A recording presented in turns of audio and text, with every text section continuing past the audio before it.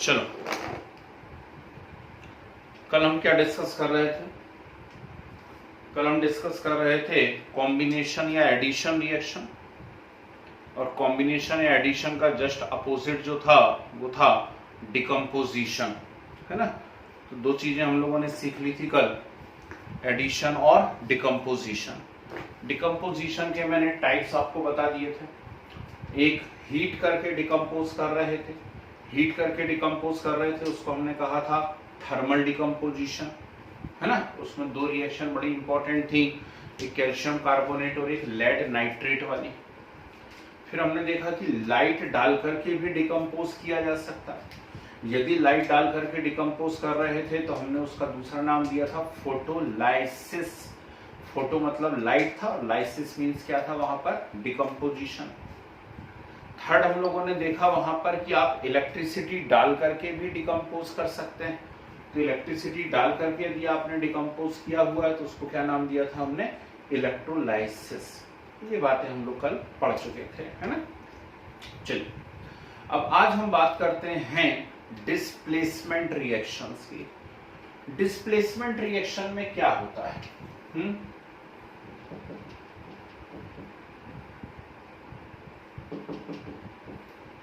Displacement reactions में क्या होता है? एक कोई सब्सटेंस दूसरे सब्सटेंस को उसके मॉलिक्यूल में से डिस्प्लेस कर देता है, हटा देता है ना। जैसे बहुत सारे एग्जांपल्स हमारे पास हैं। Zn प्लस H2SO4, तो Zn प्लस H2SO4 बना यहां ZnSO4 प्लस H2, या Zn प्लस CuSO4, तो Zn प्लस CuSO4 बना हमारे पास यहां ZnSO4 प्लस Cu। समझ रहे बात को? ठीक, Zn प्लस H2SO4 हो गया ZnSO4 प्लस H2, और Zn प्लस CuSO4 क्या हो गया? ZnSO4 plus Cu। या फिर मैं ऐसा कर देता हूं, मान लीजिए Cl2 plus KBr gives KCl plus Br2, है ना। So all of these are examples of displacement reactions, है ना। एक मॉलिक्यूल क्या कर रहा, एक सब्सटेंस, एक एटम कोई क्या कर रहा है? दूसरे को उसके मॉलिक्यूल में से सेपरेट कर रहा है, रिलीज कर रहा है, रिमूव कर रहा है। तो हम इसे क्या कहा करते हैं? डिस्प्लेसमेंट रिएक्शंस कहा करते हैं। समझते हैं? अब यदि आप ऐसे 2, 4, 5, 10 एग्जाम्पल याद कर लेते हो तो बहुत अच्छी बात है। पर यदि आप थोड़ा अच्छे लेवल पे प्रिपरेशन करना चाहते हो तो मेरा सजेशन है कि आप एटलीस्ट रिएक्टिविटी सीरीज को याद करें। रिएक्टिविटी सीरीज को हमने क्या कहा हुआ है? रिएक्टिविटी सीरीज को हमने कहा हुआ है इलेक्ट्रोकेमिकल सीरीज। तो इलेक्ट्रोकेमिकल सीरीज यदि आपको याद हो जाती है, पूरे आपको 120 एलिमेंट्स याद नहीं करने, कुछ चुनिंदा 10-15 एलिमेंट्स आपको याद करने, लेकिन हमारा सब्जेक्ट 12th क्लास तक भी, है ना, यानी 10th से लेकर 12th तक आपका सब्जेक्ट उन्हीं 10, 15, 20 एलिमेंट के आसपास घूमता रहता है। बहुत ज्यादा यहाँ याद करने की जरूरत ही नहीं होती है, ठीक। लेकिन यदि आपको ये सीरीज याद हो जाती है तो फिर आपसे सारी की सारी डिस्प्लेसमेंट रिएक्शन आराम से बन जाया करेंगी। क्या सीरीज है? कुछ बच्चों को तो उम्मीद है याद होगी अभी तक, है ना। जिन्हें याद नहीं है उनको मैं बता दे रहा हूं, ठीक। तो कोशिश करना इसको याद करने की सीरीज को। तो इस समय हम लोगों ने एक जिंगल बना करके याद किया हुआ था, कुछ हिंदी में हमने कहा हुआ था इसको, लिकवा सरका नामग अल जफी नी टी ले। लिखवा सरका नामक अल्जफी निटीले, लिखवा सरका नामक अल्जफी निटीले, लिखवा सरका नामक अल्जफी निटीले, लिखवा सरका नामक अल्जफी निटीले, लिखवा सरका नामक अल्जफी निटीले, लिखवा सरका नामक अल्जफी निटीले। हकई हकई एजी एचजी बर कल गो फ।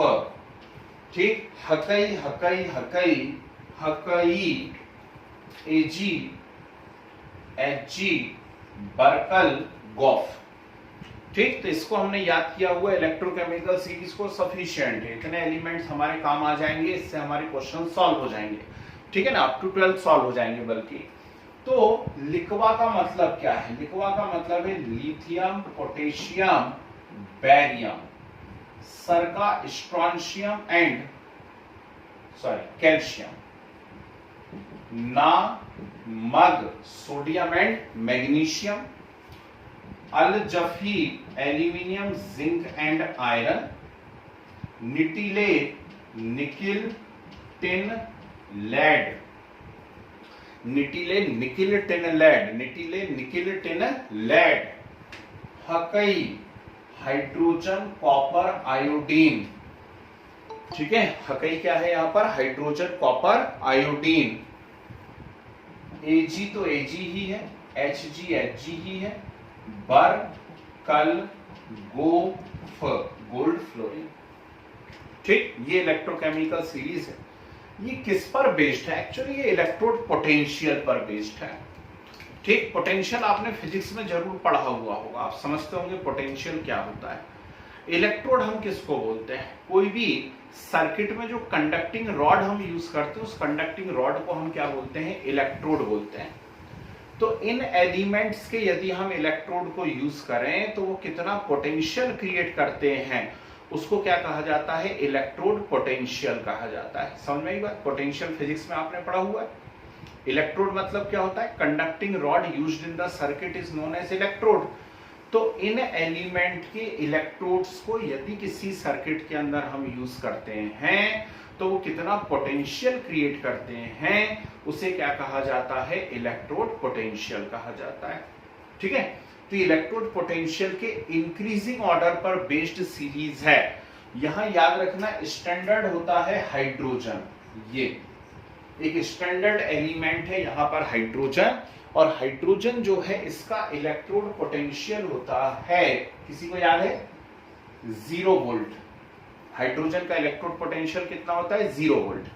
हाइड्रोजन के नीचे जितने भी आते हैं, कॉपर से लेकर के यहां तक फ्लोरीन तक, इन सबका पॉजिटिव होता है, पॉजिटिव इलेक्ट्रोड पोटेंशियल होता है। ठीक है ना, कॉपर का 0.34 वोल्ट है, सिल्वर का 0.80 वोल्ट है। तो धीरे धीरे इंक्रीज होता जा रहा है और इंक्रीज होते होते कहां तक पहुंच जाता है? 2.86 तक पहुंच जाता है।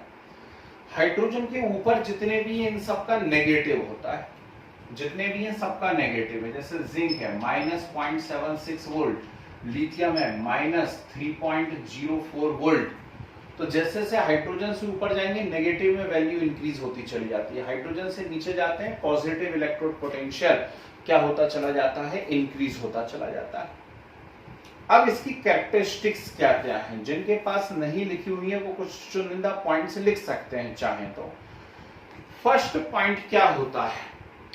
फर्स्ट पॉइंट है, first element of the series lithium is strongest reducing agent among the periodic table। क्या कहा मैंने? First element lithium is the strongest reducing agent among the periodic table. और ये रिड्यूसिंग एजेंट टर्म जैसे ही आपने सुनी आपके कान खड़े हो जाने चाहिए, आपको याद आ जाना चाहिए कि रिड्यूसिंग एजेंट, ऑक्सीडाइजिंग एजेंट, बिल्कुल कंफर्म इन टर्म के ऊपर क्या हो रहे हैं? क्वेश्चंस आ रहे हैं। तो पहला एलिमेंट जो हमको यहां पर नजर आ रहा है लिथियम, वो पूरी की पूरी पीरियोडिक टेबल का स्ट्रॉन्गेस्ट रिड्यूसिंग एजेंट है। अब यदि ये स्ट्रॉन्गेस्ट है तो नेचुरल बात है जैसे जैसे आप नीचे जाते जाएंगे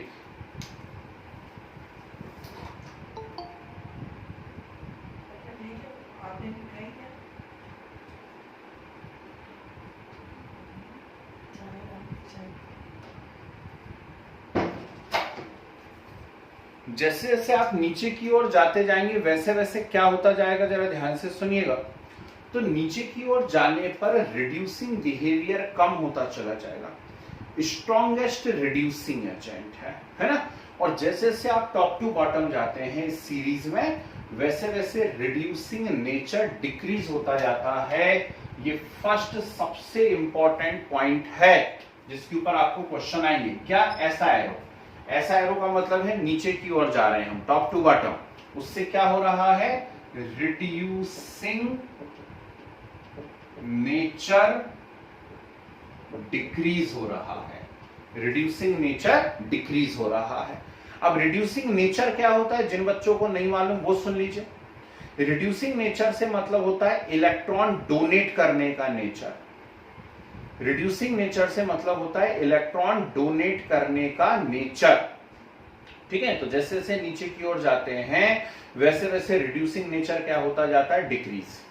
सेकंड पॉइंट, तो स्ट्रॉन्गेस्ट रिड्यूसिंग कौन है? Lithium. Second point, fluorine is strongest oxidising agent.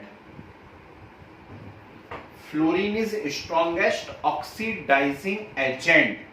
तो पूरी पीरियोडिक टेबल में सबसे स्ट्रॉन्ग ऑक्सीडाइजिंग एजेंट कौन होता है? फ्लोरीन होता है। तो जैसे जैसे आप टॉप टू बॉटम जाते हैं, टॉप टू बॉटम जाने के साथ साथ ऑक्सीडाइजिंग नेचर क्या होता जाता है? इंक्रीज होता जाता है। इसमें मैंने बहुत सारे क्वेश्चंस करवाए थे, कुछ बच्चों ने बढ़िया कमांडिंग के साथ भी किए थे वो क्वेश्चंस। ठीक है ना, तो टॉप टू बॉटम जाने पर ऑक्सीडाइजिंग नेचर क्या होता चला जाता है? इंक्रीज होता चला जाता है। क्लियर है बात यहां तक? ठीक है ना, ध्यान रखना इस पॉइंट को। तो strongest oxidising agent fluorine, strongest reducing agent कौन है? Lithium. Top to bottom reducing behaviour यानी इलेक्ट्रॉन डोनेट करने का नेचर, इलेक्ट्रॉन डोनेट करने का नेचर क्या होता चला जा रहा है? डिक्रीज होता चला जा रहा है। ठीक है, और ऑक्सीडाइजिंग नेचर इंक्रीज हो रहा है। ऑक्सीडाइजिंग नेचर मतलब इलेक्ट्रॉन रिसीव करने का नेचर। ठीक, इलेक्ट्रॉन रिसीव करने का नेचर। क्लियर है बात? ठीक, next point, top to bottom जाएंगे तो मेटल की रिएक्टिविटी डिक्रीज होती जाती है। क्या कहा? मेटल की रिएक्टिविटी डिक्रीज होती चली जाती है। टॉप टू बॉटम जाने से मेटल्स रिएक्टिविटी क्या होती जाती है? डिक्रीज होती जाती है। ठीक, यही रीजन है कि जो मेटल ऊपर रहता है वो अपने से नीचे वाली मेटल को क्या करता है? उसके सॉल्ट के सॉल्यूशन में से हटा देता है। फिर से सुन लीजिए, यही रीजन है कि जो भी मेटल ऊपर रहता है वो नीचे वाली मेटल को क्या करता है? उसके सॉल्ट के सॉल्यूशन में से हटा देता है। ठीक है, जैसे हम बात करते हैं सबसे कॉमन रिएक्शन की, जिंक, ये रहा जिंक और ये रहा कॉपर। ठीक, जिंक ऊपर है, कॉपर नीचे। अब ये मत बोलना कॉपर तो ऊपर है, अरे सीरीज ऐसी थी, मेरा बोर्ड इतना बड़ा नहीं है कि मैं नीचे तक पहुंच जाऊं, है ना। तो जिंक ऊपर है और कॉपर कहां है? नीचे है। तो जिंक कॉपर को क्या कर सकता है? उसके सॉल्यूशन में से हटा सकता है। ठीक है ना, zinc is more reactive than copper. ठीक है, यदि मान लीजिए हम बात करते हैं यहां पर आयरन की। ठीक, ध्यान से सुनना। अब आयरन नीचे है, जिंक ऊपर है। आयरन नीचे है, जिंक ऊपर है, मतलब जिंक की रिएक्टिविटी ज्यादा। और यदि जिंक की रिएक्टिविटी ज्यादा है तो यही रीजन है कि जब हम गैल्वेनाइजेशन करते हैं, जब हम गैल्वेनाइजेशन करते हैं तो आयरन के ऊपर हम किसकी लेयर चढ़ाते हैं? जिंक की। मोर एक्टिव मेटल की लेयर चढ़ाई जाती है। तो आयरन के ऊपर जिंक की लेयर चढ़ाना क्या कहलाता है? गैल्वेनाइजेशन कहलाता है। जिन बच्चों को नहीं मालूम है लिख लीजिएगा। ठीक, आयरन के ऊपर जिंक की लेयर चढ़ाना क्या कहलाता है? गैल्वेनाइजेशन कहलाता है। समझ गए? तो इस प्रकार से गैल्वेनाइज्ड आपके पास आयरन मिल जाता है। कोरोजन को रोकने का एक बहुत प्यारा तरीका है ये। ठीक, अगली बात करते हैं नॉन मेटल। नॉन मेटल के केस में क्या होता है? जैसे जैसे आप नीचे की ओर जाते हैं नॉन मेटल की रिएक्टिविटी इंक्रीज होती है।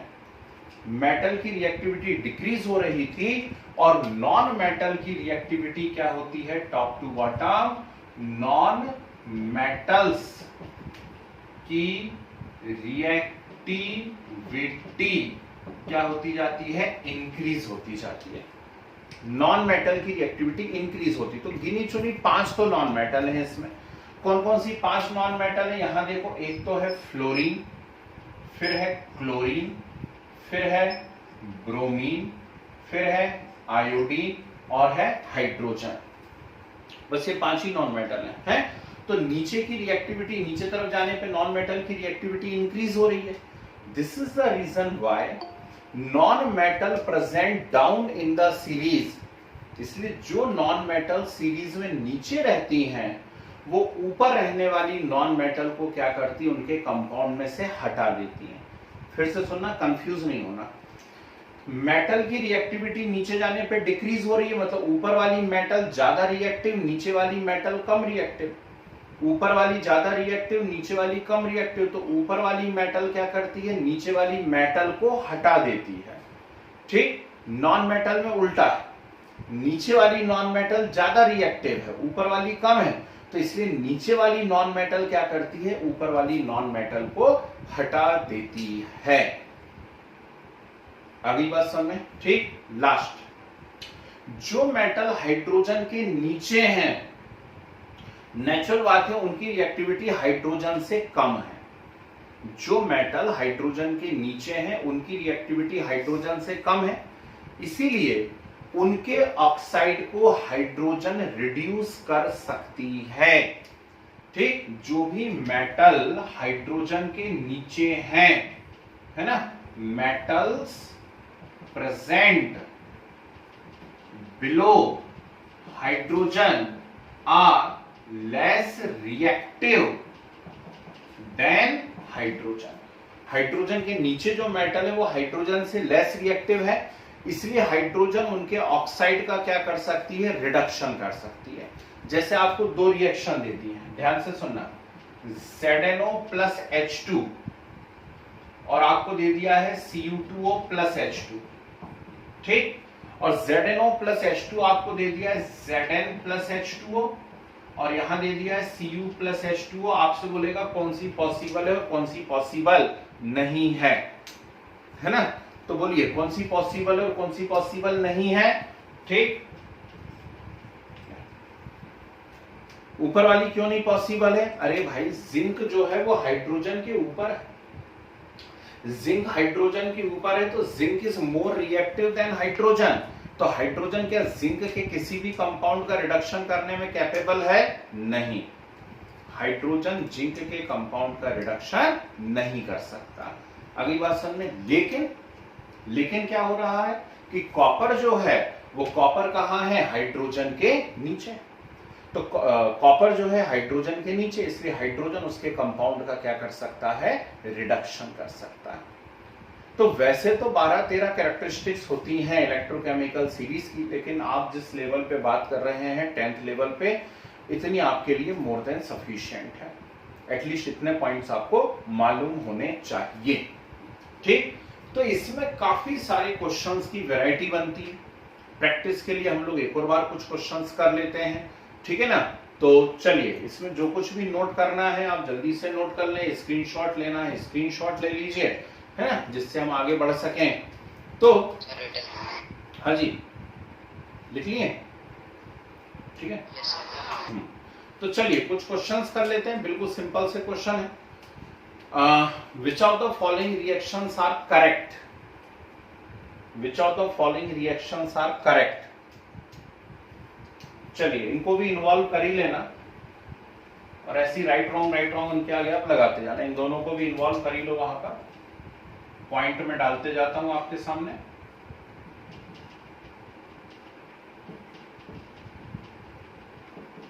जिनको याद है, पढ़ा हुआ है, उनके लिए तो बहुत ही सिंपल है हर एक बात, है ना, और जिनको याद नहीं है उन्हें थोड़ी सी मेहनत करनी पड़ेगी।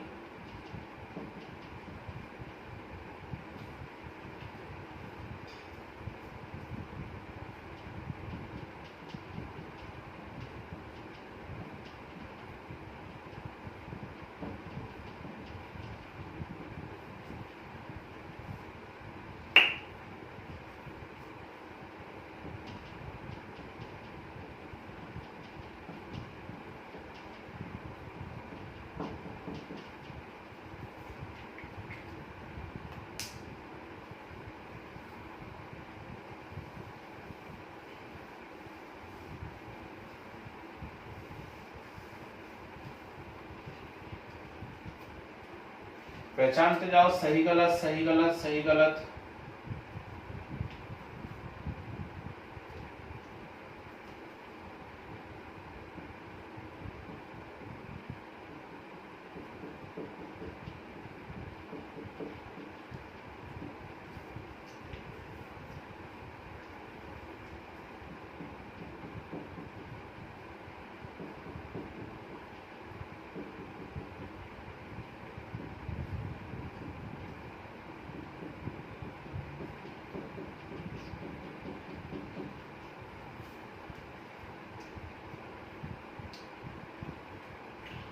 एक पॉइंट में वहां बता नहीं पाया हूं तो उसके क्वेश्चन आपको दे दे रहा हूं सीधे, ठीक। तो वो क्वेश्चन जब सॉल्व करोगे तो आपका आंसर आ जाएगा, है ना। वहां पे कॉन्सेप्ट भी बता दूंगा, जिन्हें पहले से आता है वो कर लेंगे।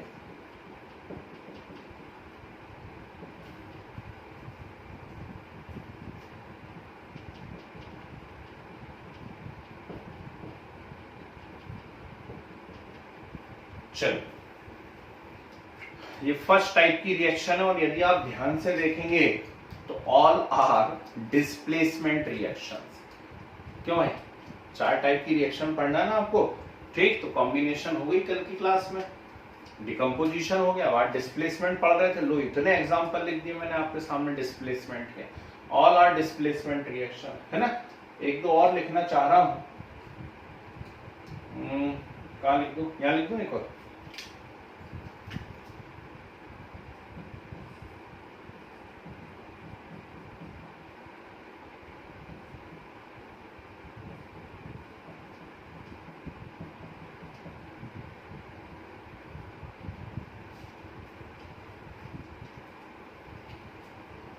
चलिए, कौन कौन सी करेक्ट है, कौन सी नहीं है।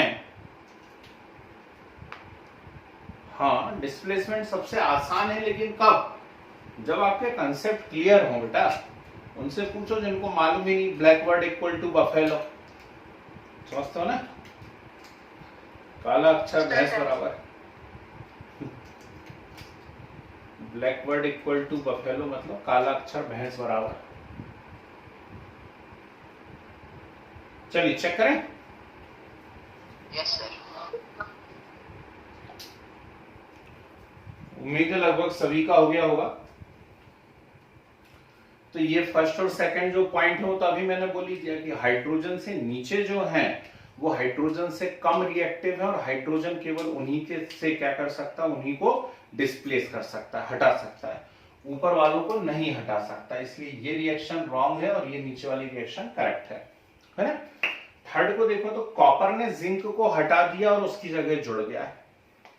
कॉपर ने जिंक को हटाया और उसकी जगह जुड़ गया, ऐसा पॉसिबल नहीं हो सकता, क्योंकि कॉपर नीचे है, ठीक, जिंक ऊपर है, मतलब कॉपर लेस रिएक्टिव है, जिंक मोर रिएक्टिव है, ठीक। तो कॉपर जिंक को नहीं हटा सकता, है ना, इसलिए वो गलत है।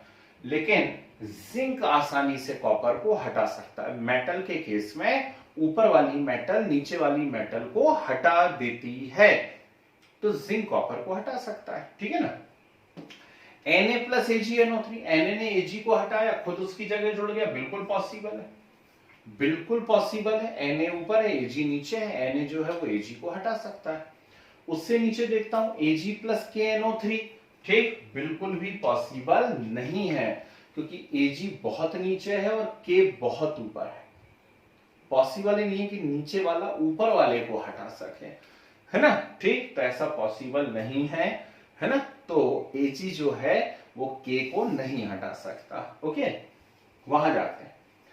Fe plus ZnCl2 gives FeCl2 plus Zn, again wrong. Fe नीचे है, Zn ऊपर है। Fe जो है वो Zn को रिप्लेस या डिस्प्लेस नहीं कर सकता। KCl plus Br2 gives KBr plus Cl2, जल्दी बोलो, राइट या wrong, quick. Sir wrong. Very good, ठीक। वाई? क्योंकि अब ये नॉन मेटल का केस चालू पोटेशियम और रिएक्टिव है ना। हाँ, पोटेशियम नहीं बालक, ठीक, क्लोरीन, है ना। यहाँ पे ब्रोमीन क्लोरीन को हटा रहा है और ये नॉन मेटल का केस चालू हो गया। और नॉन मेटल के केस में नीचे वाली ज्यादा रिएक्टिव होती है, ठीक, तो क्लोरीन नीचे है, ब्रोमीन ऊपर है, तो क्लोरीन ज्यादा रिएक्टिव है ब्रोमीन के कंपेयर में, तो ब्रोमीन में इतनी ताकत नहीं है कि वो क्लोरीन को हटा सके। That's why it is wrong, है ना। Ki प्लस Cl2 की बात करते हैं, बिल्कुल सही है, ठीक है। Ki प्लस Cl2 की बात करते हैं, क्लोरीन नीचे है, आयोडीन ऊपर है, तो क्लोरीन ज्यादा रिएक्टिव है, आयोडीन कम रिएक्टिव। नॉन मेटल में हो रहा है, मेटल में उल्टा होता है, मेटल में ऊपर वाली। हाँ जी, नॉन मेटल वाले समझ नहीं आ रहे हैं। सुनो ना, ये लिखे तो है 5, ये देखो रेड रेड कर दिए मैंने, ठीक। नॉन मेटल में नीचे वाला ऊपर वाले को हटाता है, नीचे वाला ऊपर वाले को हटाता है, मेटल में ऊपर वाला नीचे वाले को हटाता है, ठीक। अब इस केस में क्या हुआ था, ब्रोमीन ने क्लोरीन को हटा दिया, क्या ये पॉसिबल है? नहीं, ठीक। नॉन मेटल की रिएक्टिविटी का जो ऑर्डर होता है, चलो यहां मैं लिख देता हूं,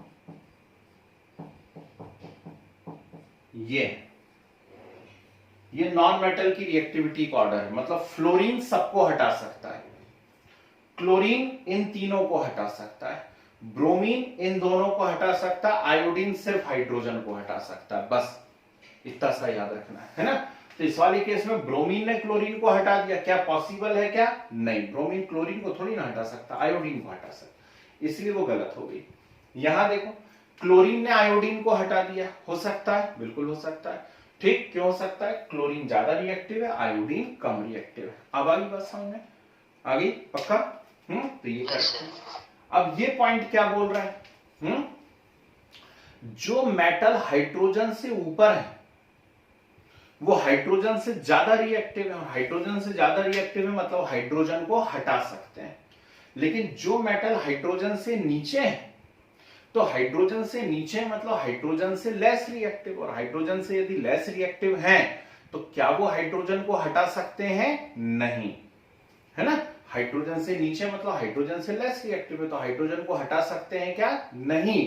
तो जैसे इस वाले की बात करें, Cu प्लस H2SO4, कॉपर नीचे, ठीक, हाइड्रोजन से नीचे है कॉपर, क्या वो हाइड्रोजन को हटा सकता है? नहीं हटा सकता, इसलिए ये रिएक्शन रॉन्ग है, ठीक है। और जिंक ऊपर है, हाइड्रोजन को हटा सकता है, इसलिए रिएक्शन करेक्ट है। ये भयंकर इंपॉर्टेंट रिएक्शन है, बहुत ज्यादा इंपॉर्टेंट है, 12th नंबर का पॉइंट, ठीक। क्या किसी को याद आ रहा है ये 12th नंबर का पॉइंट किस स्पेसिफिक रिएक्शन को शो करता है? देखें कितनी पढ़ाई करते हो आप लोग। अच्छा, हिंट देता हूं, ये मेटल एंड नॉन मेटल का क्वेश्चन है, अब बताओ कौन सा पॉइंट? ये एल्यूमिनोथर्मिक वेल्डिंग। वेरी गुड, ठीक, शाबाश। ये गोल्डस्मिथ एल्यूमिनोथर्मिक प्रोसेस का, है ना, ये पॉइंट है, ठीक है ना। वहां थर्माइट वेल्डिंग भी हमने उसको नाम दिया हुआ है। मेटल एंड नॉन मेटल में एल्यूमिनियम ऊपर है, ठीक है, आयरन नीचे है, तो एल्यूमिनियम बहुत आसानी से आयरन को हटा सकता है, ठीक। तो ये है भाई, देखो सारी की सारी displacement reaction and application of electrochemical series. बोलिए, कहीं कोई डाउट रह गया मन में? समझ में आ रहा है? तो ये ज्यादातर मेटल के आते हैं क्वेश्चन जी, और मेटल के। हाँ देखो, आप बोल नहीं सकते बेटा, आप जिस बोर्ड की बात कर रहे हैं उसका नाम है CBSE, है ना। और CBSE जो है, जो रट्टू तोते रहते हैं ना, उनको निपटा देता है, जिनके कंसेप्ट क्लियर रहते हैं उन्हीं को आगे बढ़ाता है, ठीक। तो मैं बोल नहीं सकता कि क्वेश्चन किसके ऊपर आएगा, हमें हर प्रकार से तैयार रहना है, जिस पे चाहे पूछ ले, हम रेडी हैं। वो मेटल पे पूछ ले, नॉन मेटल पे पूछ ले, एसिड पे पूछ ले, हाइड्रोजन निकलेगी कि नहीं निकलेगी, हमें आना चाहिए, सब कुछ हमारी कॉपी में लिखा हुआ है। चलिए आगे बढ़ूं अब मैं। अब सुनिए, चूंकि इलेक्ट्रोकेमिकल सीरीज बोर्ड पे बनी हुई है, इसलिए हम कुछ और रिलेटेड क्वेश्चन भी यहीं पे निपटा लेते हैं, ठीक। और मुझे बार बार लगता है कि ऐसा क्वेश्चन कुछ ना कुछ पूछा जा सकता है। वो होता है रिड्यूसिंग नेचर का इंक्रीजिंग डिक्रीजिंग ऑर्डर, या ऑक्सीडाइजिंग नेचर का इंक्रीजिंग डिक्रीजिंग ऑर्डर। ओके, इन पॉइंट्स को हटा रहा हूं बोर्ड पे से, क्योंकि हो गया इनका डिस्कशन अपना, ठीक है। तो अभी अभी मैंने क्या कहा था, फिर से उस पॉइंट को मैं बता दे रहा हूं, बोर्ड पे लिख भी दे रहा हूं, कि यदि आप टॉप टू बॉटम जाते हैं, यदि आप टॉप टू बॉटम जाते हैं सीरीज में, एरो का मतलब है टॉप टू बॉटम जाना, ये मत बोलना प्रेसिपिटेट बनने लगा है ना, बैठे हैं कई लोग नहीं तो, ठीक है ना। तो ये टॉप टू बॉटम बोल रहा हूं मैं, यहां पर जाते हैं तो रिड्यूसिंग नेचर डिक्रीज होता जाता है, ठीक है, मतलब इलेक्ट्रॉन डोनेट करने का नेचर, और ऑक्सीडाइजिंग नेचर इंक्रीज होता जाता है, ठीक। तो top to bottom reducing nature decrease होता है और ऑक्सीडाइजिंग नेचर इंक्रीज होता है, ठीक है। अब देखो इस पे क्वेश्चन कैसे आते हैं, ठीक। लिखिए क्वेश्चन, लिखिए क्वेश्चन, लिखिए। Reduction potential of 4 elements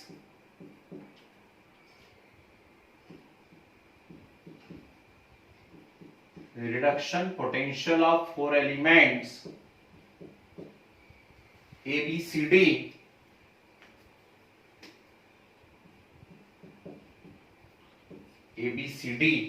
are minus 0.76, minus 0.34, 1.15 and minus 2.03 volt respectively.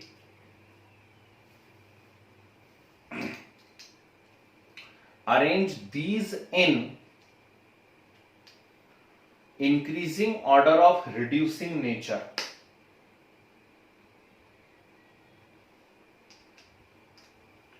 Arrange these in increasing order of reducing nature.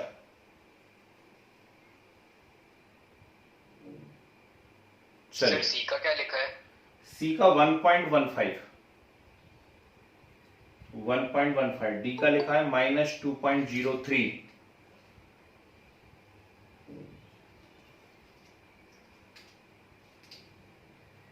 Reducing nature के इंक्रीजिंग ऑर्डर में सेट करना है।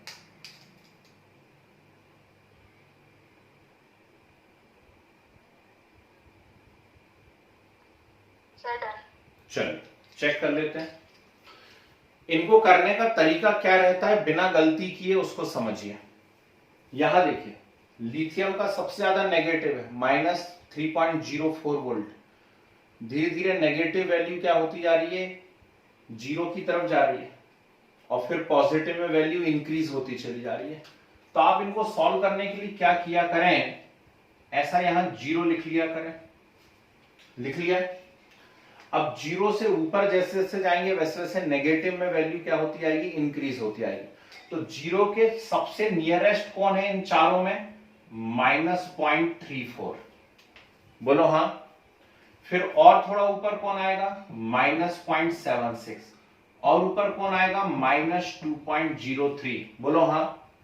और पॉजिटिव जो है वो जीरो के क्या होगा, नीचे आएगा 1.15। कर लिया अरेंज या नहीं कर पाए हैं, जीरो लिख लो बीच में, ठीक। ऊपर नेगेटिव में बढ़ते चले जाओ, नीचे पॉजिटिव में बढ़ते चले जाओ, लिख लिया ना सबको। अब ये किस किस के हैं उनके सिंबल भी लिख लो। माइनस 0.34 बी का है, माइनस 0.76 ए का है, 2.03 डी का है, और ये किसका है, सी का है, ठीक है। अब इधर देखो क्या लिखा है, टॉप टू बॉटम जाएंगे तो रिड्यूसिंग नेचर डिक्रीज होता जाएगा।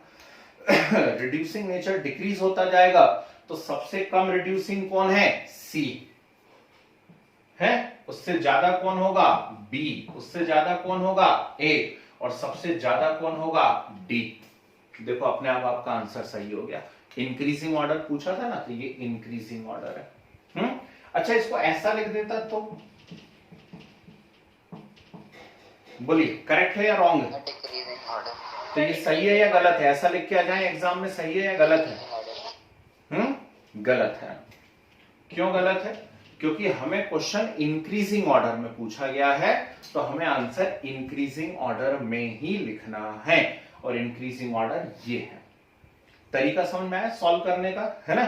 तो अगली कोई भी वैल्यूज दूं मैं, आप पहले जीरो के ऊपर उसको सेट कर लेंगे और इन पॉइंट्स को ध्यान कर लेंगे, है ना, कि जैसे जैसे टॉप टू बॉटम जा रहे हैं वैसे वैसे रिड्यूसिंग नेचर डिक्रीज हो रहा है और ऑक्सीडाइजिंग नेचर इंक्रीज हो रहा है। ठीक, लिखना अच्छा। नेक्स्ट क्वेश्चन देखें कितनों का कंसेप्ट क्लियर हुआ। लिखो, reduction potential of 4 elements, reduction potential of 4 elements A, B, C, D are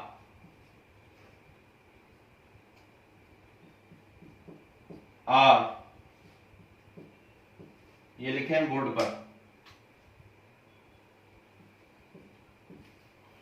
0.80 minus 1.15 minus 0.34 and 0.46 volt respectively, and 0.46 volt respectively. Arrange these in increasing order of oxidizing nature.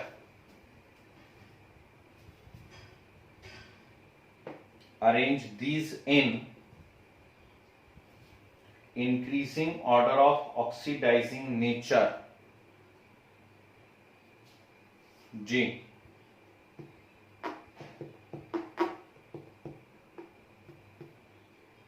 Good, शाबाश, sir very good, very good. ये school में भी दिखना चाहिए performance बेटा, school में भी performance दिखना चाहिए, तब मजा आएगा, है ना। तो क्या स्टाइल बताई मैंने, 0 लिख लो, नेगेटिव वालों को ऊपर सेट करो, तो 0 के पास कौन सा नेगेटिव आएगा, सबसे ज्यादा नेगेटिव 0 के पास कौन सा आएगा, -0.34, और -1.15 उससे ऊपर आएगा। अब 0 के नीचे पॉजिटिव, ठीक, तो 0 के पास कौन सा पॉजिटिव आएगा, 0.46, और 0.80 उससे थोड़ा सा दूर आएगा। बोलो हाँ, इनके सिंबल लिख लो कौन कौन से हैं। तो -0.34 सी का है, -1.15 बी है, 0.46 डी है, और 0.80 कौन है, ए है। और ऑक्सीडाइजिंग नेचर पूछा गया है, ठीक, तो ऑक्सीडाइजिंग नेचर नीचे जाने पे क्या हो रहा है, इंक्रीज होता चला जा रहा है। ठीक, तो ऑक्सीडाइजिंग नेचर नीचे जाने पे इंक्रीज होता चला जा रहा है, तो सबसे ज्यादा ऑक्सीडाइजिंग कौन होगा, ए, फिर डी, फिर सी और फिर बी। कैसा पूछा मैंने, इंक्रीजिंग या डिक्रीजिंग, इंक्रीजिंग। तो इंक्रीजिंग यदि पूछा है तो बी, सी, डी, ए। बोलो करेक्ट था सभी का, बी, सी, डी, ए सबसे नीचे है इन चारों में ए सबसे नीचे है, इसलिए ए सबसे ज्यादा क्या हो जाएगा, यहां पर ऑक्सीडाइजिंग हो जाएगा। ओके, सेम क्वेश्चन यहां मेटल की रिएक्टिविटी को लेकर के भी पूछ सकते हैं कि 4 मेटल हैं, उनकी रिडक्शन पोटेंशियल की वैल्यूज ये हैं, इनको रिएक्टिविटी के डिक्रीजिंग ऑर्डर में सेट करो या रिएक्टिविटी के इंक्रीजिंग ऑर्डर में सेट करो, कैसा भी। तो पॉइंट हमें मालूम होना चाहिए कि टॉप टू बॉटम जाते हैं तो मेटल की रिएक्टिविटी डिक्रीज होती जाती है। क्या कहा मैंने कि टॉप टू बॉटम जाते हैं तो मेटल की रिएक्टिविटी क्या होती चली जाती है, डिक्रीज होती चली जाती है ना। ठीक, तो ये पॉइंट भी आपको याद रखना, मतलब जो मेटल का रिडक्शन पोटेंशियल सबसे ज्यादा नेगेटिव में आएगा वो सबसे ज्यादा रिएक्टिव रहेगी, नीचे की ओर जाने पर मेटल की रिएक्टिविटी डिक्रीज होती जाएगी। खत्म भाई, ये हो गया डिस्प्लेसमेंट रिएक्शन, ठीक है ना। अब बॉटम टू टॉप जाते हैं तो उल्टा कर दो भाई, ये क्या बात हुई, ठीक है ना। बॉटम टू टॉप जाते हैं तो उसको उल्टा कर देंगे आप, है ना। और नीचे जाएंगे यदि आप, ठीक भाई, यदि मैं आपको कोई एक ही बात बताऊंगा ना, दोनों क्यों बात बताऊंगा कि टॉप टू बॉटम जा रहे हैं, तो टॉप टू बॉटम जा रहे हैं तो मेटल की रिएक्टिविटी क्या हो रही है, डिक्रीज हो रही है। तो बॉटम टू टॉप क्यों पूछ रहे हो मेरे से, कोई बात ही नहीं है उसमें। ठीक, चलिए लास्ट बात कर लेते हैं डबल डिस्प्लेसमेंट रिएक्शन की। पहले ही क्लियर कर दूं, double displacement reactions are not redox reaction. ये बात आपको अच्छे से मालूम होना चाहिए कि डबल डिस्प्लेसमेंट रिएक्शंस जो होती हैं वो रेडॉक्स रिएक्शन नहीं होती। अब क्यों नहीं होती, कुछ बच्चों को इसका आंसर मालूम होगा, जिन्हें नहीं मालूम वो वीडियो देखिए भाई, ऑक्सीडेशन नंबर निकालने का। रेडॉक्स रिएक्शन वो होती है जिसमें ऑक्सीडेशन नंबर चेंज होते हो, जैसे आपने लिखा Zn plus CuSO4 give ZnSO4 plus Cu, ठीक, तो Zn plus CuSO4 gives ZnSO4 plus Cu। अब इस रिएक्शन के अंदर क्या हो रहा है कि जो Zn है उसका ऑक्सीडेशन नंबर यहां 0 है और यहां ऑक्सीडेशन नंबर कितना है +2, और कॉपर का यहां +2 है और यहां कितना है 0। तो Zn का 0 से +2 हुआ है मतलब ऑक्सीडेशन हुआ है, और कॉपर का +2 से 0 हुआ है यानी क्या हुआ है, रिडक्शन हुआ है। तो जिन भी रिएक्शंस में ऑक्सीडेशन नंबर चेंज हुआ करते हैं, जिन भी रिएक्शंस में ऑक्सीडेशन नंबर चेंज हुआ करते हैं वो रेडॉक्स रिएक्शन होती है। लेकिन डबल डिस्प्लेसमेंट के अंदर क्या होता है, कोई भी एक एग्जांपल से देखते हैं। चलो न्यूट्रलाइजेशन को भी देख लें, है ना, न्यूट्रलाइजेशन भी एक टाइप की डबल डिस्प्लेसमेंट ही है। या कुछ और देख लेते हैं, मान लीजिए हमने ले लिया यहां पर AgNO3 प्लस NaCl। अब AgNO3 प्लस NaCl हमने लिया हुआ है तो क्या बन गया यहां AgCl प्लस NaNO3, ठीक है। अब किसका ऑक्सीडेशन नंबर चेंज हुआ, तो आप देखेंगे किसी का भी ऑक्सीडेशन नंबर चेंज नहीं हुआ है, किसी का भी कहीं कोई चेंज नहीं आया, ठीक। नाइट्रोजन का +5 है, यहां नाइट्रोजन का +5 है, ठीक। क्लोरीन का -1 है, यहां भी क्लोरीन का -1 है, सिल्वर का दोनों तरफ 1 है, Na का दोनों तरफ 1 है। तो किसी का भी ऑक्सीडेशन नंबर चेंज नहीं हुआ है, इसलिए मैं कह रहा हूं कि double displacement reactions are not redox reaction.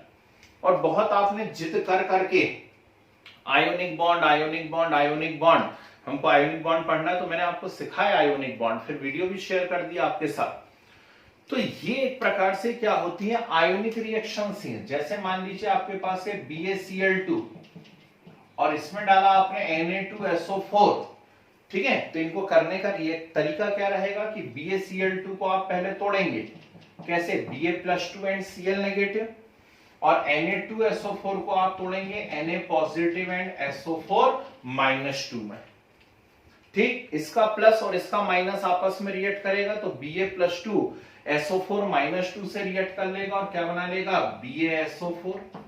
ऐसी Na पॉजिटिव Cl नेगेटिव से रिएक्ट कर लेगा, क्या बना लेगा NaCl, ठीक है। बोलिए क्या किसी के ऑक्सीडेशन नंबर में चेंज आया, बिल्कुल नहीं, है ना। BaSO4 को तोड़ोगे तो भी तो Ba+2 और SO4 -2 में ही टूटेगा, तो किसी के ऑक्सीडेशन नंबर में कोई भी चेंज नहीं आया है।